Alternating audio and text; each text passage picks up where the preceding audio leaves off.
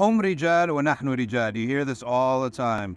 Those four imams, they're regular human beings. We're also regular human beings. Why can't I start my own method? And the answer is, you can. Go ahead and do it and see who's going to follow you. And document every question. Learn Arabic and get me somebody to sign off that you're a master of Arabic grammar. One person, one scholar. Get me one scholar to sign off that you're a master of Quran and Tafsir. Get me one scholar, just one, to sign off that you're a master of Hadith. Get me one scholar to sign off that you're a master of Usul, if you even know what Usul means.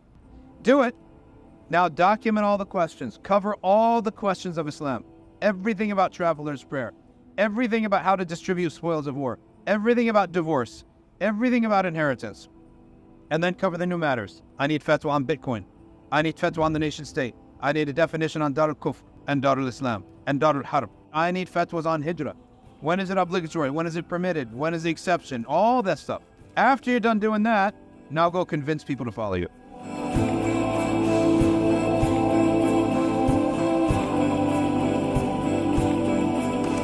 You can have a madhab if you want to. Prove yourself first. These imams were signed off on by the biggest scholars of their time.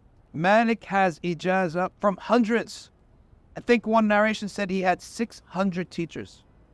All signed off that he can give fatwa in the city of Medina. All of his contemporaries. By the way, how was a scholar of a madhab deemed valid at that time? How was he validated? He's validated by his peers.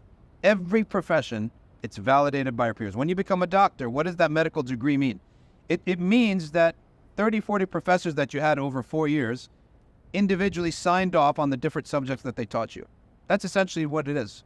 And the president of the college symbolizes all of them. So when I see that medical degree on your wall, I know 40 other doctors agreed that you're valid to be a doctor. Same thing, Awza'i, for example, was the imam of Syria.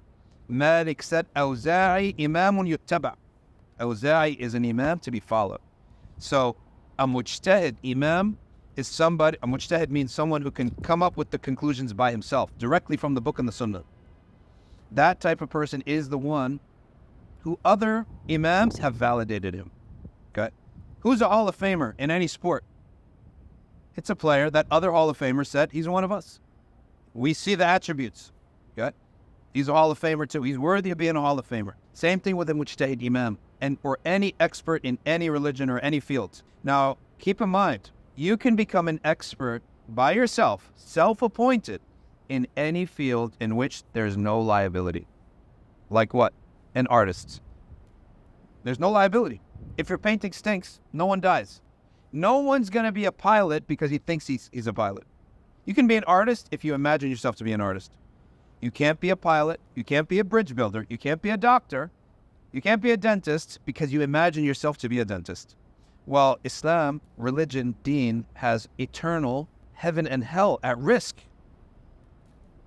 It's far worse than operating on someone's heart.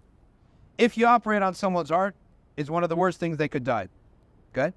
But if you give someone a fatwa in religion and they go astray, they be punished on the day of judgment for eternity or for a long time, an amount of pain that you can't even dream about.